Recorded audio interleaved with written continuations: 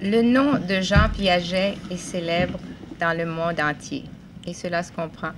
Il figure sur quelques 30 volumes et près de 200 articles traduits dans toutes les langues du monde.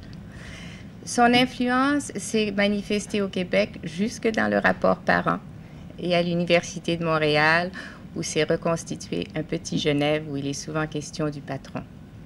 Et pourtant, quand on demande qui est Jean Piaget, on obtient de bien curieuses réponses. C'est un Français. Il doit être mort maintenant depuis le temps qu'il publie. C'est un psychologue de l'enfant qui n'a jamais fait de statistiques. Et il a écrit des volumes que personne ne comprend. Eh bien, ce soir, nous avons le grand plaisir d'avoir avec nous M. Jean Piaget pour nous dire un peu qui il est. Monsieur Piaget, dites-nous où, quand êtes-vous né et quand avez-vous commencé à écrire? Je suis né en Suisse, à Neuchâtel, en 1896. J'ai commencé à écrire. J'ai fait un petit articulé quand j'avais 11 ans dans un journal de naturalistes pour avoir vu dans un parc un moineau albinos, mais ça, c'était pas sérieux. J'ai commencé à écrire à la mort d'un maître que j'ai eu la chance d'avoir quand j'étais au collège. C'était un naturaliste spécialisé dans les mollusques, la malacologie, et il dirigeait le musée d'histoire naturelle de Neuchâtel. Il n'avait pas de préparateur, pas d'assistant, et moi je m'intéressais aux sciences naturelles. J'avais envie de voir le musée tout en n'étant pas d'âge à être admis sans plus, et je m'étais mis en rapport avec lui. Il m'avait dit, mais vous serez mon famulus. Alors, il venait m'aider tous les samedis après-midi. Et en même temps, il m'enseignait la malacologie. Il m'a donné toutes sortes d'exemplaires pour commencer une collection, etc.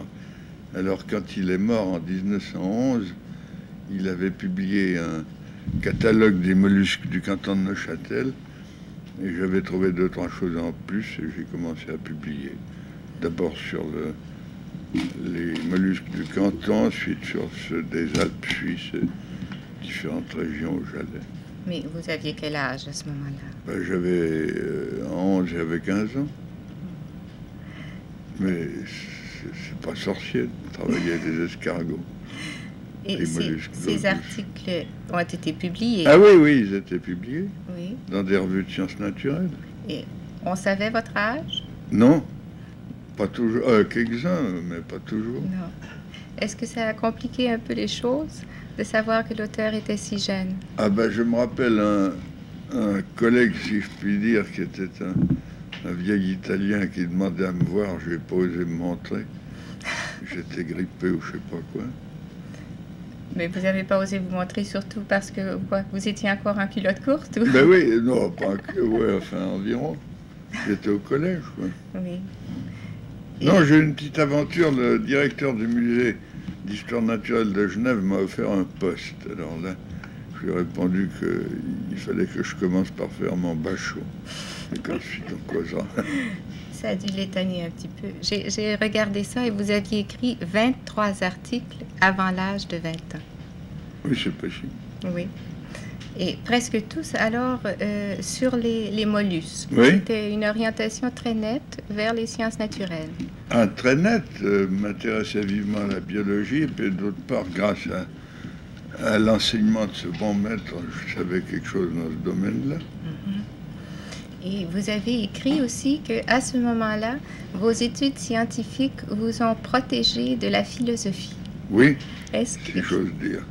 Oui, et pourquoi est-ce que la philosophie était tellement redoutable pour vous à ce moment-là?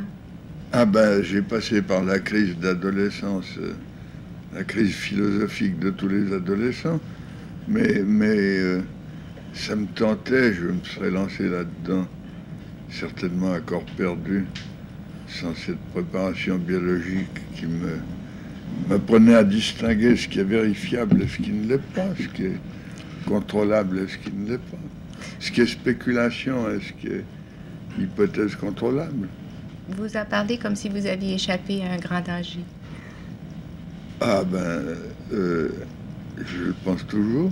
Oui, vous êtes revenu à la philosophie, vous avez publié un de vos derniers volumes, c'est Sagesse et illusion de la philosophie. Ben oui, pour montrer que la philosophie apparaît comme nécessaire en tant que coordination des valeurs en général, mais que ce n'est pas un instrument de connaissance, si on appelle connaissance ce qui est vérifiable. Mais à l'époque de l'adolescence, vous parlez de cette crise. Est-ce que vous avez l'impression d'avoir eu une adolescence qui ressemblait à celle de tant d'autres, c'est-à-dire justement une époque bouleversante et bouleversée? Oh, bouleversante, ça serait exagéré, mais enfin, agité, quoi. Oui. Découvrir la philosophie, ça n'est pas rien. Et vous l'avez découvert comment à ce moment-là? Dans des livres ou est-ce qu'il y a eu quelqu'un? Dans l'évolution créatrice de Bergson. Oui. J'avais un bon parrain qui me trouvait trop spécialisé et qui voulait m'ouvrir l'esprit. Alors j'ai passé des vacances avec lui au bord du lac d'Annecy, je me rappelle. Il m'enseignait l'évolution créatrice que je me suis mis à lire. Est-ce que tout ça était un peu mêlé avec la religion? Vous parlez là du problème philosophique au moment de l'adolescence, mais très souvent, il y a aussi des problèmes religieux. Oui, bien sûr, le problème science et religion. Oui. Bien sûr. Mais cet oncle n'essayait pas en même temps de vous faire des cours de philosophie et de... Ah non, de pas vous du tout, enseigner, non. Il cherchait à m'initier à un domaine qui m'était étranger. Et alors, pour votre travail ensuite au niveau d'une thèse de doctorat, c'est très loin de la philosophie. Vous êtes resté dans le domaine des mollusques. Alors, j'ai fini mon doctorat en zoologie, puisque j'avais commencé là, mais la philosophie m'a plongé dans la réflexion épistémologique, et la théorie de la connaissance m'a pris pour le reste de la vie. Comment est-ce que vous définiriez ça, l'épistémologie? L'épistémologie, c'est la recherche des conditions de la connaissance. Comment une science est-elle possible? C'est le problème classique depuis Platon et Kant. Et comment est-ce que les mollusques ont pu vous conduire à ça? Alors, c'était indépendant, mais il me fallait faire la synthèse. D'un côté, j'étais biologiste, d'un autre côté, je m'intéressais à ce que c'est que la connaissance en général. Alors j'avais le projet de construire une théorie biologique de la connaissance. Et c'est ce que vous avez fait, c'est vraiment votre œuvre. Ouais, c'est ce que j'ai essayé de faire. Oui, après... Alors pour relier les préoccupations biologiques d'un côté et les préoccupations épistémologiques de l'autre, bien sûr qu'il fallait des faits, étant donné ma tournure d'esprit. Alors je me suis mis à la psychologie de l'enfant parce qu'on ne connaît pas l'homme préhistorique. Bien sûr que la vraie méthode aurait été de voir comment la connaissance se développe dans l'humanité, à supposer qu'on ait les documents, mais on ne les a pas aux périodes où ça serait la genèse, la formation. Alors j'ai étudié l'enfant à la manière dont un biologiste, pour éclairer des problèmes d'évolution, étudie l'embryologie. L'embryologie qui est pas une récapitulation exacte, mais enfin une correspondance étroite avec l'évolution en général. Mais votre premier contact avec les enfants, il s'est fait de quelle façon, si on... Alors, voulant faire de la psychologie, j'ai commencé par aller à Zurich, où j'ai rien trouvé qui me convienne exactement. Puis j'ai passé à Paris, et on m'avait recommandé à Simon, le collaborateur de Binet, qui avait un laboratoire qui ne fréquentait d'ailleurs pas lui-même parce qu'il habitait Rouen. Et alors il m'a confié une tâche qui était de standardiser en langue française les tests d'intelligence de Burt. Tâche qui ne me souriait pas autrement. Mais en voyant de près ces tests, ils étaient très remarquables par leur structure logique. Et dès que je me suis mis à interroger les enfants, ce qui m'a frappé, c'est le caractère systématique des erreurs qu'ils commettaient, qui n'étaient pas du tout au hasard, mais qui avaient l'air de suivre des lois, des processus. Alors je me suis mis à l'étude de la logique de l'enfant, ce qui était exactement ce qui me convenait comme pont entre le développement biologique d'un côté et la théorie de la connaissance d'un autre côté. Et c'est à ce moment-là que vous publiez alors vos tout premiers volumes. Des petits articles d'abord. Oui. J'ai fait un premier article sur la notion de tout être parti chez l'enfant. C'était un test de Burt qui était présenté sous la forme d'une devinette. Jean a un bouquet de fleurs dans son dos. Il dit à ses fleurs, quelques-unes de mes fleurs sont des boutons d'or. Ses sœurs savent que tous les boutons d'or sont jaunes. Alors la première des trois répond donc tout ton bouquet est jaune. La seconde répond une partie de ton bouquet est jaune. Et la troisième répond aucune de tes fleurs n'est jaune. Laquelle a raison? Et alors, chose étrange, jusque vers 9 ou 10 ans, des petits Parisiens qui n'avaient aucun problème de langage, c'est pas aucune question de langue, là, disaient les deux premières ont raison. Toutes tes fleurs sont jaunes ou une partie de tes fleurs sont jaunes, c'est la même chose. Alors je demandais qu'est-ce que c'est qu'une partie? Ben, c'est quelques fleurs, c'est pas toutes. Les autres sont... Où sont les autres? Ben, dans les champs. Alors toutes tes fleurs, ou une partie de tes fleurs, c'est comme on dit une partie de ballon, enfin une partie séparée du tout qui suffit à soi-même.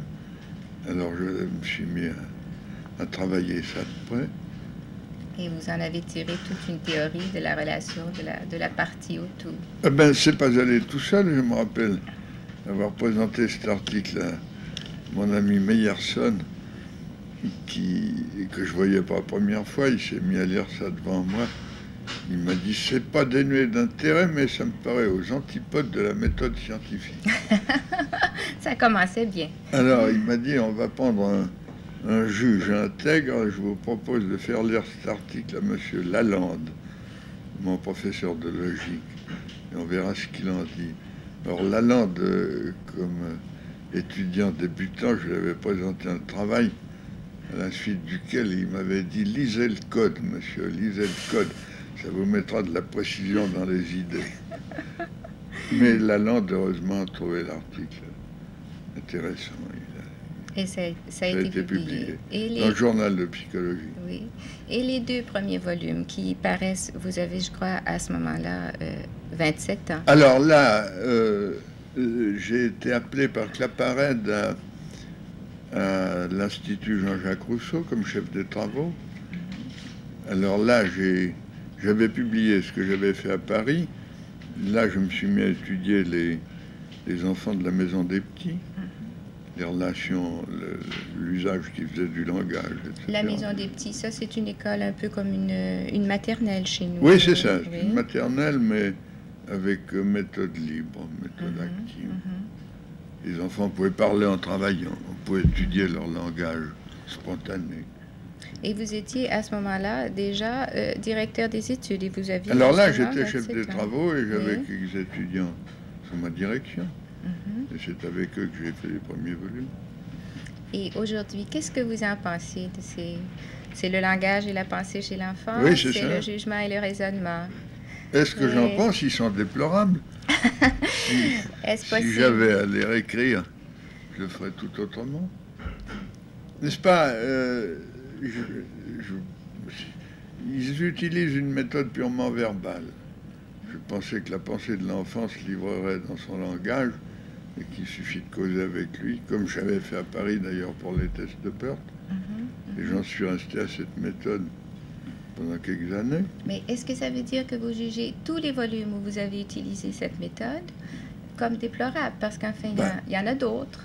Justement, si j'avais à faire ça aujourd'hui, c'est d'avoir des enfants qui m'a appris comment comment m'y prendre. Et là, on peut revenir alors à ce moment-là où vous commencez votre famille. Alors, quand j'ai commencé à observer mes enfants, j'ai vu que l'essentiel était l'action et pas le langage. Mais vous avez commencé à les observer alors bien avant la période du langage. Ah oui, bien sûr. Ah ben c'est ça qui m'a instruit. Mhm. C'est de découvrir que bien avant le langage, il y a déjà toute une structuration quasi logique. Il y a une logique de l'action, il y a une logique des coordinations générales de l'action. Et on trouve ça chez le bébé d'une manière étonnante. Ça veut dire que les bébés dont vous parlez, ce sont vos bébés, ce sont vos Oui, enfants. oui. C'est Jacqueline, Lucienne, Laurent. Tous les étudiants de psychologie connaissent ces noms-là. Ben oui, il n'y en a que 3. Heureusement que dans certains domaines, comme la notion de l'objet, Madame Gouin de Cary a repris les recherches sur 90 bébés et pas 3. C'est-à-dire qu'elle a fait des statistiques pour vérifier que les observations de M. Piaget étaient fort justes.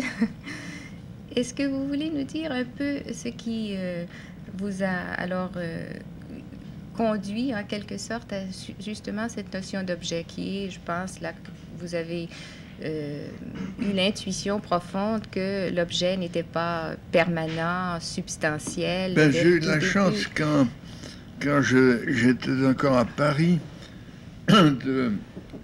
d'observer un fait qui m'a beaucoup frappé. J'étais dans une grande chambre, je travaillais dans un coin une table, et il y avait dans la chambre un petit neveu qui avait autour d'un an, qui jouait avec une balle, tantôt debout, tantôt à 4 pattes. Il la lançait, il la rattrapait, elle lui courait après. Alors la balle, à un moment donné, est tombée sous un fauteuil. Et le bébé est allé la chercher et a continué. Ensuite, elle est tombée sous un canapé, mais un canapé bas avec des franges qui empêchaient de voir ce qu'il y avait dessous. Il a cherché un instant, mais n'a rien vu, puisqu'il a eu de la peine à voir sous le canapé. Alors je l'ai vu se relever, et, sans hésiter, en ligne droite, retourner sous le fauteuil pour chercher la balle sous le fauteuil, là où il l'avait trouvée la première fois. Quand même, il l'avait vu passer sous le canapé.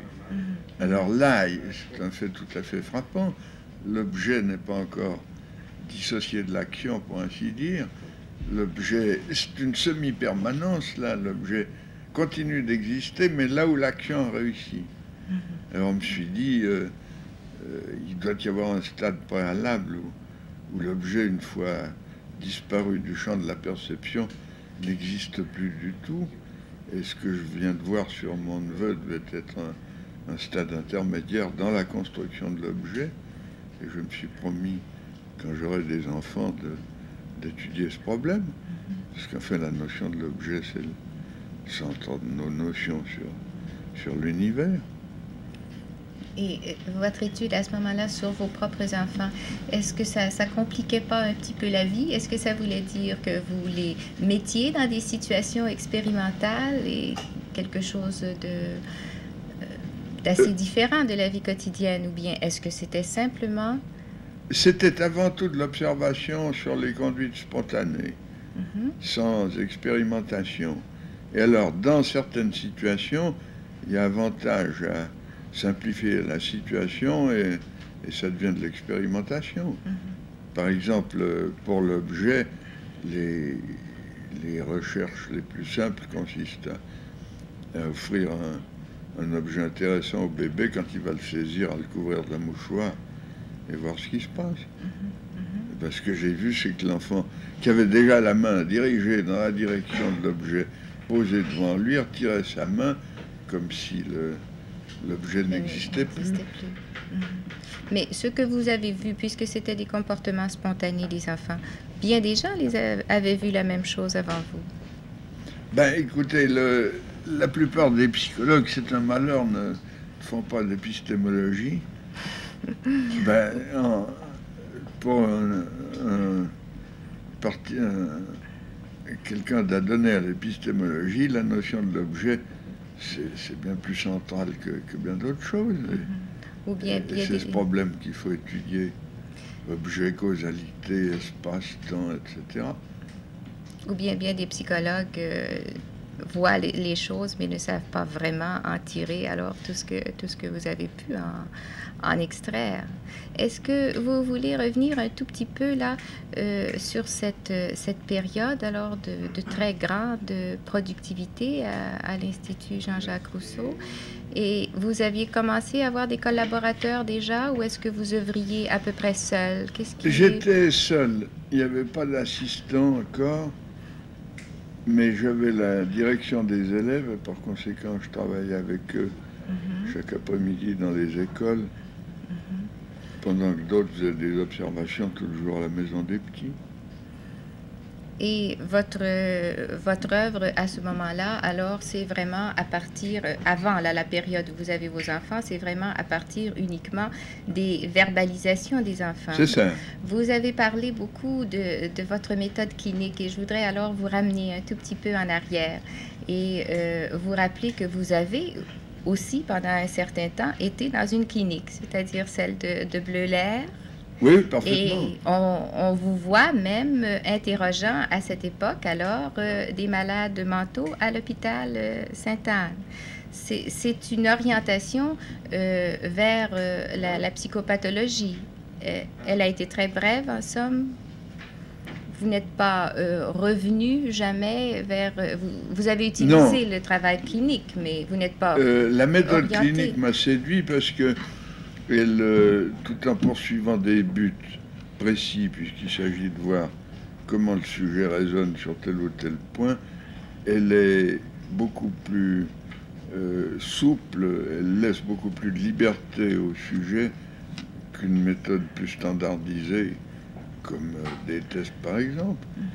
Or, mon problème était de découvrir les caractères propres de la pensée de l'enfant à chaque niveau, à chaque stade. Alors, trouver ce qu'on ne connaît pas d'avance, puisque par définition, ce que je cherchais, c'était ce qui était différent de la pensée adulte et ce qui procédait étape par étape. Pour trouver ce qu'on ne connaît pas d'avance, il faut se garder de préparer des questions trop rigides. Si on part avec un plan trop standardisé, on limite d'avance le champ de ses trouvailles. Tandis que mon but étant de trouver du neuf dans la mesure du possible, du neuf j'entends, du spécifiquement enfantin, il fallait une méthode souple et ce que j'avais appris en psychiatrie me paraissait très salutaire comme méthodologie. Mais à ce moment-là, vous avez appliqué évidemment votre méthode clinique toujours à des enfants normaux. Oui. Vraiment, toute votre psychologie est une recherche de constance à l'intérieur de la normalité. Est-ce qu'à cette époque, vous n'aviez pas aussi eu un intérêt particulier alors pour la psychanalyse et pour ces... Ah, bien sûr. Oui. La psychanalyse était à ses débuts dans le contact avec les psychologues.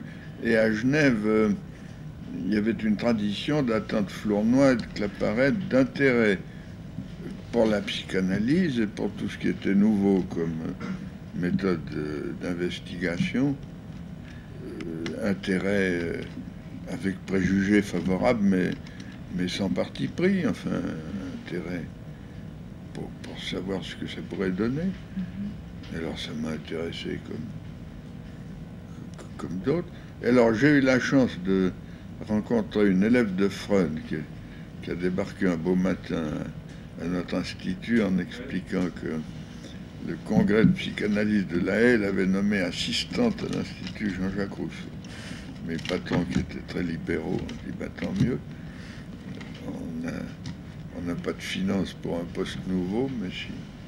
Mais elle a dit, c'est pas ça mon problème, je viens faire de la propagande pour la psychanalyse. J'ai été le troisième de ces sujets. Ah, vous avez été analysé vous-même? Ah oui, 8 mois de suite, tous les matins à 8 heures. Et comment est-ce qu'on peut analyser Piaget? Vous pensez vraiment que vous étiez analysable? Ah, vous me posez des questions captieuses. N'y répondez pas si vous ne voulez pas. J'ai rencontré une fois une une psychanalyste bien connue aux États-Unis en lui disant « Je ne suis pas un sujet pour vous, j'ai pas d'inconscient ». Elle m'a répondu comme c'est intéressant, moi non plus. Ça n'a pas été beaucoup plus loin. Mais plaisanterie à part, on est quand même stupéfait en passant par une psychanalyse didactique de découvrir sur soi des tas de choses qu'on a lues dans les livres et qu'on ne croyait pas exister sur soi-même. Est-ce que vous n'avez pas même, à un moment donné, présenté les grands thèmes de la psychanalyse? Alors, oui, c'est ça. À Paris, la psychanalyse, à cette époque, quand j'y étais étudiant, ça c'était un peu avant cette psychanalyse didactique. À Paris, la psychanalyse était extrêmement mal vue. Il n'y avait que Hénard, je crois que Laforgue n'avait pas encore commencé. Il n'y avait guère que Hénard, Régis et Hénard, qui avaient publié un bouquin sur la psychanalyse. Alors, Simon m'ayant demandé une conférence pour la Société Alfred Binet, je lui ai proposé un exposé de la psychanalyse. Et... Ce qui n'est pas allé tout seul, j'ai failli recevoir des tomates. Le public était très hostile à ce moment-là. Hostile. Oui, oui. Et aujourd'hui, qu'est-ce que vous pensez de la psychanalyse, si on vous demandait ça d'une façon tout à fait simpliste? Comme vous le savez mieux que moi, il y a plusieurs courants. Il y a un courant qui est resté freudien orthodoxe, et puis il y a psychanalyse culturaliste. Il y a surtout Erikson qui me séduit avec l'idée que j'avais de mon côté à cette époque, que le passé détermine le présent, c'est entendu, mais le passé n'est connu que par réinterprétation à partir du présent, avec échange mutuel. Je pense que là, il y a toutes sortes de voies nouvelles possibles. Est-ce que vous croyez que vraiment ce qu'Erikson appelle justement ces étapes ou ces âges peuvent être rapprochés de vos stades, qu'il y a quelque chose là qui pourrait converger? Je suis convaincu qu'il doit y avoir des convergences. Vous l'avez démontré vous-même pour les relations objectales et l'objet permanent. Mais je pense à ces grandes étapes, n'est-ce pas, que définit alors Erikson, et les grandes étapes que vous faites vous-même en découpant en quelque sorte l'intelligence. Est-ce que vous voudriez là nous dire un tout petit peu comment justement vous envisagez ces moments essentiels du développement? J'ai de la peine à vous répondre parce que je n'ai fait aucun travail personnel dans le domaine de la psychologie affective. Oui, j'oublie. Étant centré sur la connaissance, c'est un domaine, il faut choisir, quoi. Oui, mais je ne vous demande pas là, de faire le rapprochement avec l'affectivité. Je voulais simplement que vous nous disiez comment vous-même, dans le fond, vous avez conçu ces grandes étapes de l'intelligence. De l'intelligence. De l'intelligence, oui. Parce que vous avez dit en quelque sorte, quand on demande quand commence l'intelligence, si je vous posais cette question-là, qu'est-ce que vous répondriez? Il n'y a pas de réponse possible parce que il y a une continuité étonnante dans les étapes sensorimotrices avant le langage. De sorte que le bébé de 3 mois, pour vous, est intelligent. Pour les uns, l'intelligence commence seulement avec le moment où il y a des situation de compréhension soudaine, l'insight, n'est-ce pas? Dans ce cas-là, l'intelligence ne commencerait que la seconde année, et même au milieu de la seconde année. Pour d'autres, comme Claparède, l'intelligence débute avec le tâtonnement par opposition à l'instinct ou aux habitudes déjà construites. Si c'est ça, l'intelligence débute dès les premières semaines. Moi, je prendrais comme critère la coordination des moyens et des buts. Quand dans une conduite, le but est assigné d'avance et qu'il s'agit de trouver les moyens pour atteindre le but, ça me paraît un signe net de conduite intelligente. Là, c'est vers 4-5 mois, mais c'est un critère arbitraire. En fait, ça n'est qu'une complication par rapport à des conduites plus simples, mais qui préparent déjà l'intelligence. Alors, les grandes étapes, c'est l'intelligence avant le langage, où les instruments sont l'action et la perception uniquement. Ensuite apparaît la fonction dite symbolique et qu'il vaut mieux appeler sémiotique, qui est la capacité de représenter quelque chose au moyen d'autres choses, comme le langage ou comme le jeu symbolique ou des gestes ou du dessin ou tout ce qu'on voudra, des images mentales.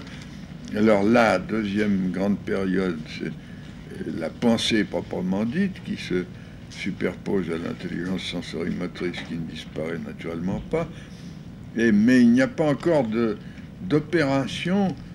L'opération me paraissant être le noyau central de l'acte d'intelligence, d'opération dans le sens d'action intériorisée, réversible et coordonnée en système d'ensemble, comme des classifications, des sériations, ou bien la suite des nombres, etc.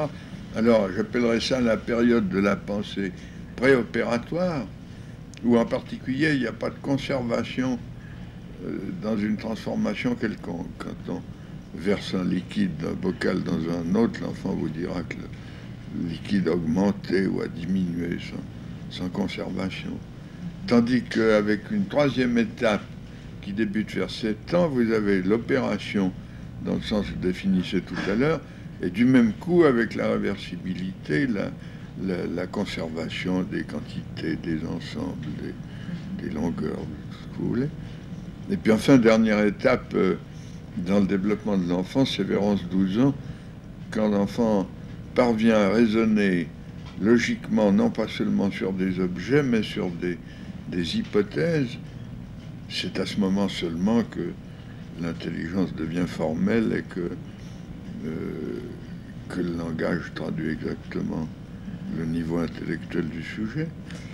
C'est la dernière étape, mais si on vous demandait, peut-on imaginer que cette étape elle-même, un jour, soit franchie? En d'autres termes, dans le contexte dans lequel vous vous placez, qui est celui de l'évolution, peut-on imaginer j'ose à peine dire un homme, mais une créature qui dépasse cette dernière étape? Ça me paraît probable. N'est-ce pas, l'intelligence de l'enfant est son affaire spontanée pendant les premiers mois, ensuite de plus en plus socialisée, influencée par la culture ambiante. Et bien entendu, cette culture est un accélérateur. Il me paraît évident qu'un enfant de 11 ans aujourd'hui raisonne mieux qu'un enfant de 11 ans, par exemple, au temps des Grecs, j'imagine. Il n'a pas toute cette ambiance de notions qui ne comprend pas dans le détail, mais enfin qui peut accélérer le développement, ou surtout un ensemble d'incitations, de problèmes qu'il n'y aurait des civilisations plus simples au point de vue technique, par exemple. Alors pourquoi pas, avec des transformations de la société, une accélération plus ou moins grande ou légère dans la succession des stades? Je ne vois rien d'impossible. Oui, c'est-à-dire que là, les gens atteindraient certaines étapes plus jeunes. Plus jeunes et par conséquent iraient plus loin dans ce que je considère comme la dernière étape pour le moment. Alors, vous imaginez des intelligences qui pourraient dépasser la vôtre ou celle d'Einstein, enfin des modes de pensée que nous ne pouvons pas imaginer parce que nous y serions déjà. Einstein a lancé des modes de pensée nouveaux. Il viendra d'autres Einstein. Vous avez connu Einstein? J'ai eu la chance de le rencontrer 2 fois. Une première fois, c'était un petit congrès de philosophie des sciences dont il était président et où je devais faire un travail sur la causalité chez l'enfant. Einstein était un président admirable qui assistait aux séances et qui écoutait les conférenciers. Alors ça l'avait amusé, il m'avait donné des idées pour d'autres recherches, en particulier il m'a posé la question de savoir si la vitesse et le temps se constituent solidairement ou séparément, si le temps s'appuie sur la vitesse comme en relativité, ou au contraire, la vitesse apparaît comme un rapport entre le temps et l'espace parcouru, comme dans la mécanique classique. Et alors il m'a inspiré les travaux que j'ai faits sur la vitesse et le temps chez l'enfant. Et ensuite j'ai eu la chance de le retrouver à Princeton, une année avant sa mort, où j'étais invité pour quelques mois et où j'ai pu le rencontrer. Il avait un intérêt étonnant pour n'importe quoi, tous les domaines. Les expériences sur l'enfant l'excitaient.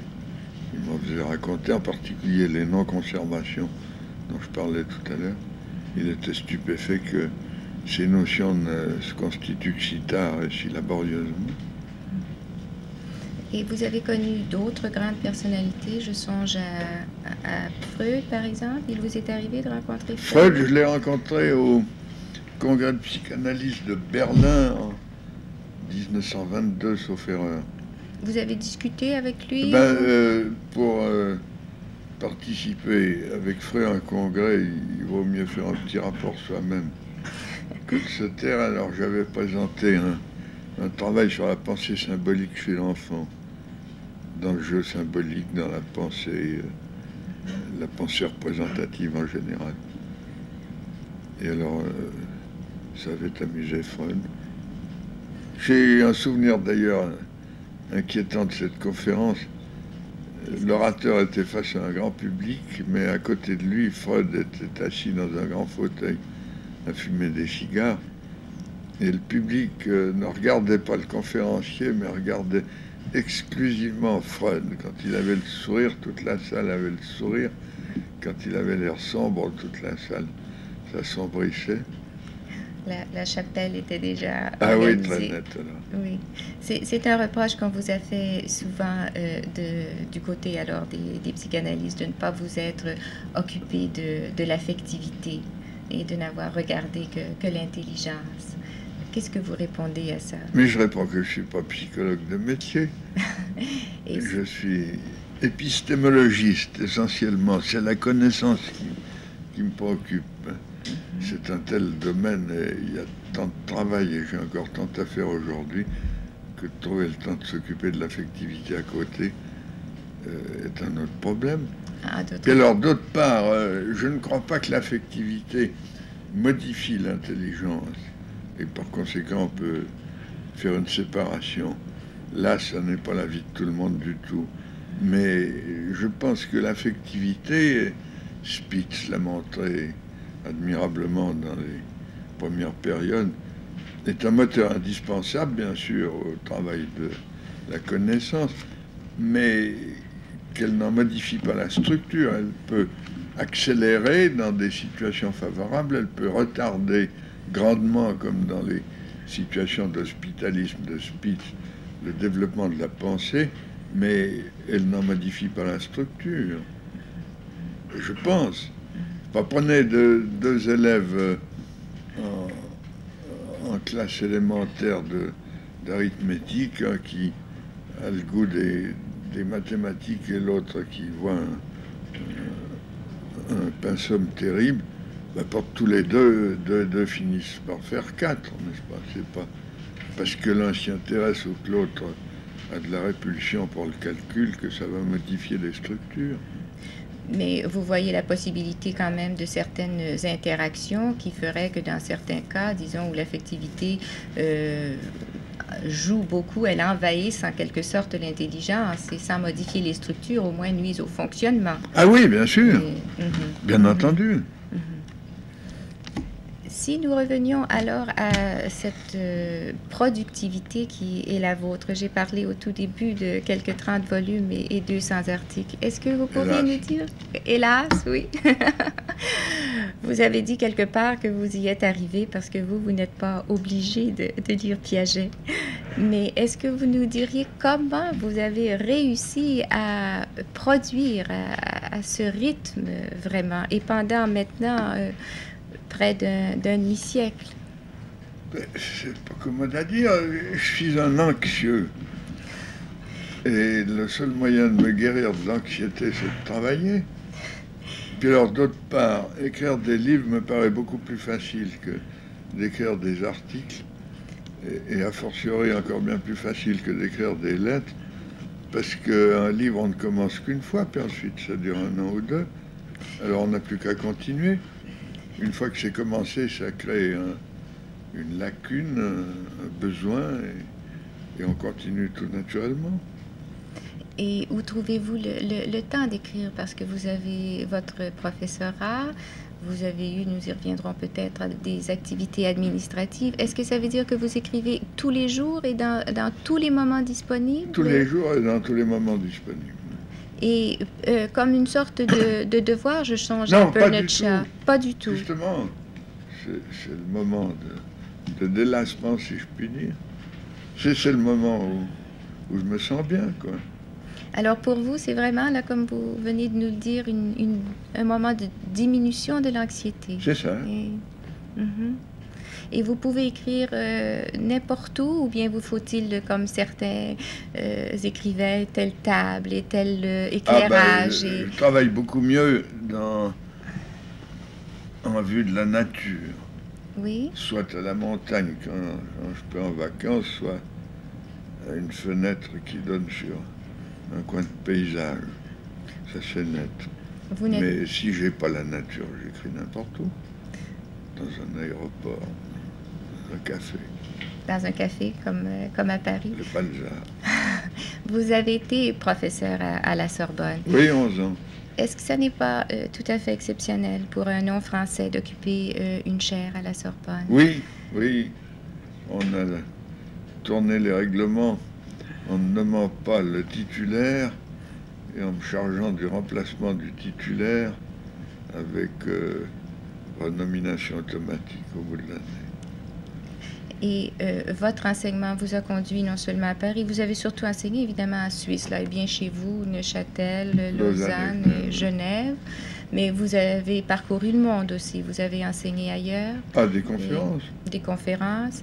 Est-ce qu'il y a un lien très étroit, alors, votre œuvre en donne sûrement l'impression, entre votre enseignement et l'œuvre ensuite? Est-ce qu'habituellement vous faisiez cours et vous produisiez après un volume en fonction, disons, de cours?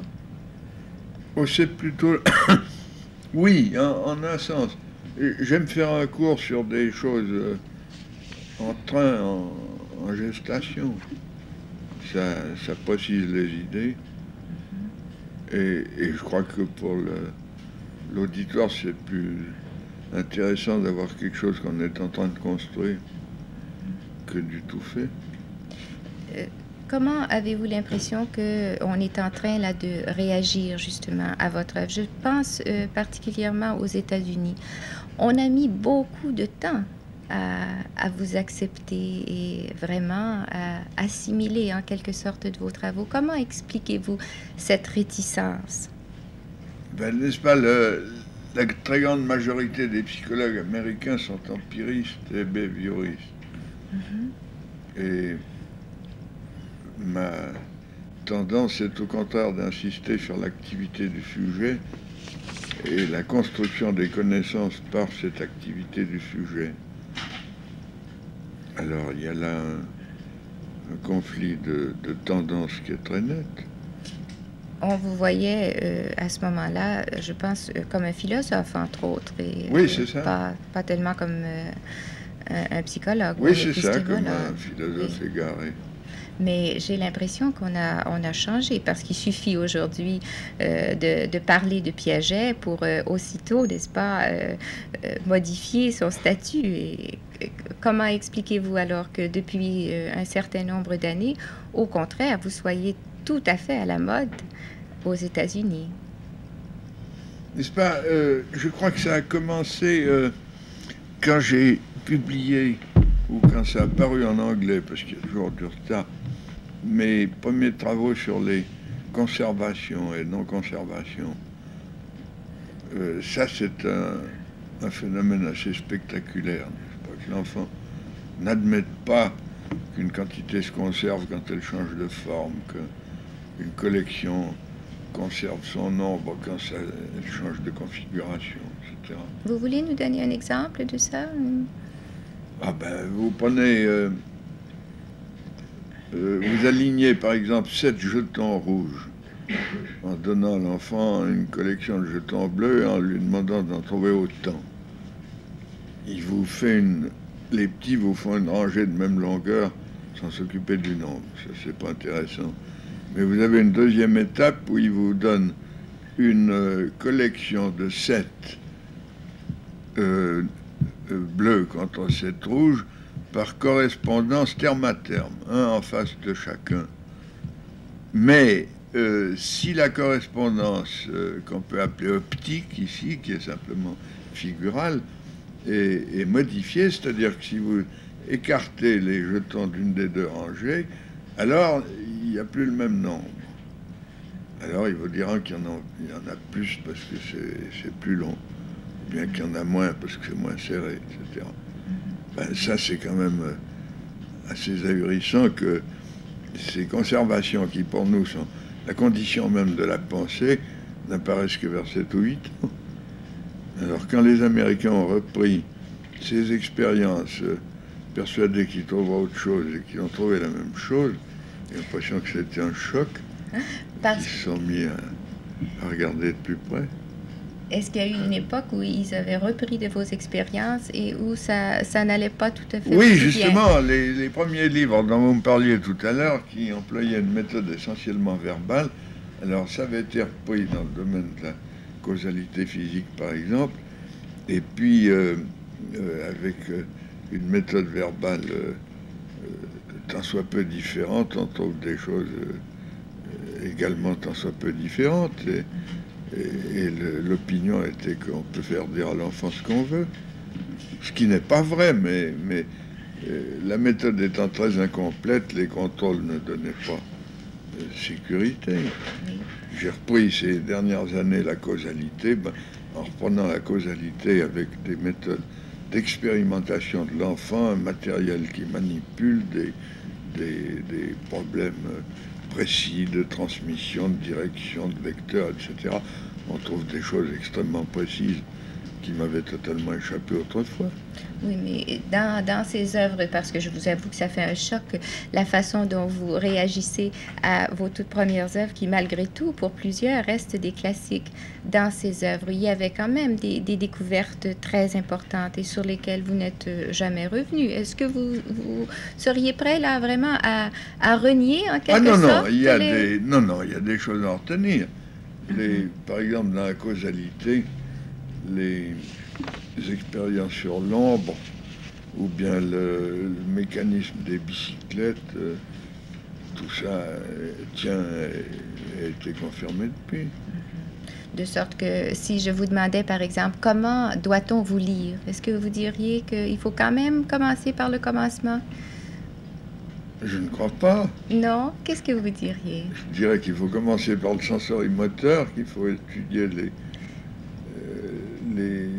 les ouvrages qui portent sur les opérations, les quantités, le nombre, l'espace, le test, et puis ensuite prendre les premiers, parce que les premiers ne sont pas faux, je ne dis pas ça, mais sont légèrement en marge de ce qui est l'essentiel.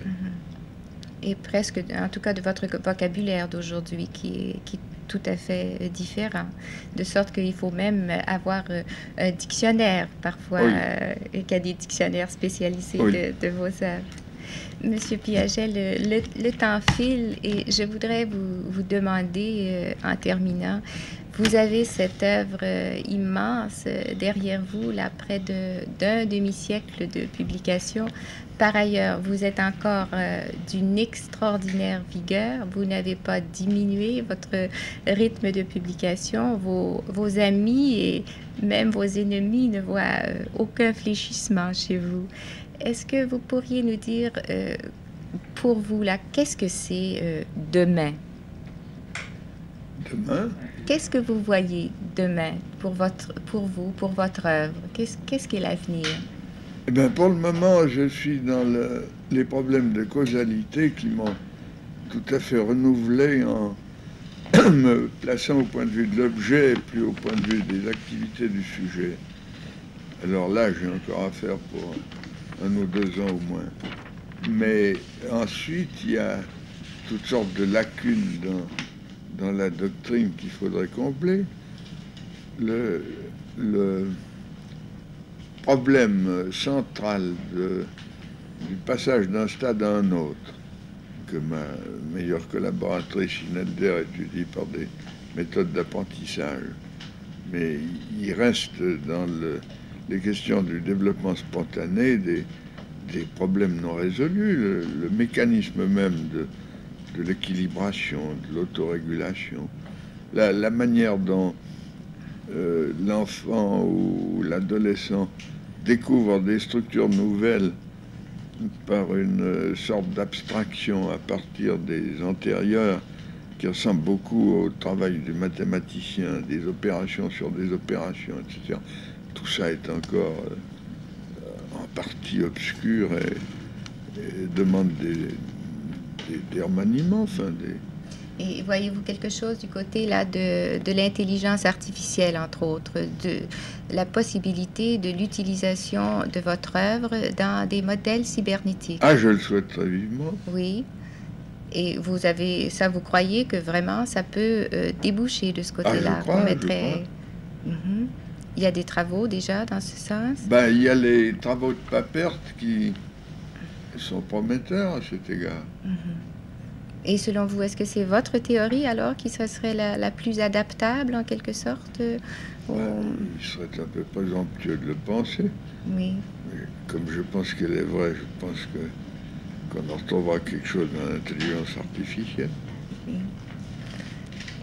Je vous pose des questions maintenant à propos des liens de vos travaux, par exemple, à la pédagogie. Hein, et c'est peut-être la dernière question qui me reste. Vous avez écrit alors sur la psychologie de l'enfant. Et est-ce que vous voyez une application immédiate, en quelque sorte? Elle est commencée, je sais, mais qui serait toujours en mouvement à la pédagogie? Quels sont les liens de votre œuvre avec la pédagogie? Ah, je pense que l'idée d'opération et l'idée de construction de structures opératoires est bien entendu, au point de vue pédagogique, un appoint pour les idées de l'école active, mais école active dans lesquelles je souhaiterais des situations dans lesquelles l'enfant puisse inventer, découvrir, dans lesquelles il ait des problèmes à résoudre, qu'il force à inventer des instruments nouveaux, des structures nouvelles. Et ça, on le fait pas mal dans le domaine de l'enseignement mathématique. Et je crois que la grande lacune encore, c'est l'enseignement de la physique, l'enseignement des sciences expérimentales, et que là, il y aurait pas mal à tirer. Mais est-ce un manque à ce moment-là de connaissances de la part des gens qui ont à enseigner aux enfants, ou est-ce que l'attitude fondamentale, justement, qui permettrait la découverte, est-elle absente? Ah non, je suis persuadé que les éducateurs ont tout ce qu'il faut pour élaborer une méthode adéquate, mais dans ce domaine de la causalité, par exemple, il faut être au courant de faits quant au développement spontané de la causalité chez l'enfant, de faits qui ne sont pas connus, que nous avons trouvés ces 3 ou 4 dernières années qui ne sont pas encore publiés. Ben, ces faits-là, par exemple, dans les questions de transmission du mouvement, vous avez une rangée de billes mobiles, vous en avez une qui vient taper le début de la rangée, c'est la dernière bille qui part. Qu'est-ce qui se passe entre deux? Ben là, nous avons trouvé des stades tout aussi précis que dans le domaine des opérations, jusqu'au niveau où l'enfant pense qu'il y a un courant, un mouvement, une impulsion qui traverse toutes les billes sans les déplacer, mais ça n'est que vers 11-12 ans. Ben, quand on connaît ces données-là, on peut instituer des expériences pédagogiques et un milieu d'expérience pour l'enfant beaucoup mieux que tant qu'on ne connaît pas ces faits. Et là, je donne un exemple parmi une centaine, parce que nous avons une centaine de recherches non publiées dans ce domaine de la causalité. Ben, tout le problème des directions du choc, des vecteurs, et pas seulement des transmissions, tout ça pourra donner, je pense, lieu à des applications pédagogiques. Mais de sorte qu'une meilleure pédagogie n'est concevable quand même qu'avec des connaissances très, très précises, malgré tout, dans les différents domaines, que ce soit la physique ou les mathématiques.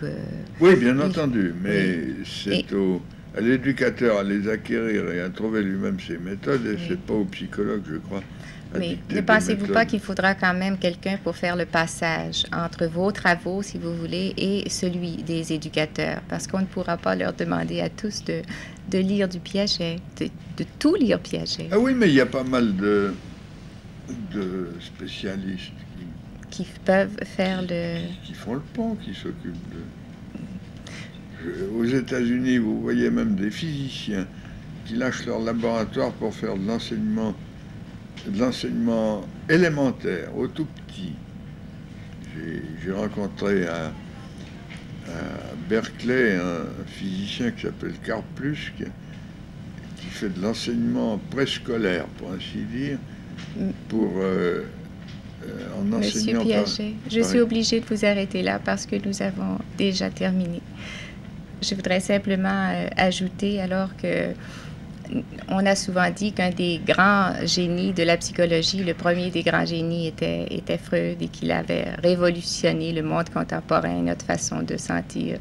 Je pense que l'autre grand génie, c'est Piaget, et qu'il a révolutionné notre monde de connaître et de connaître le connaître.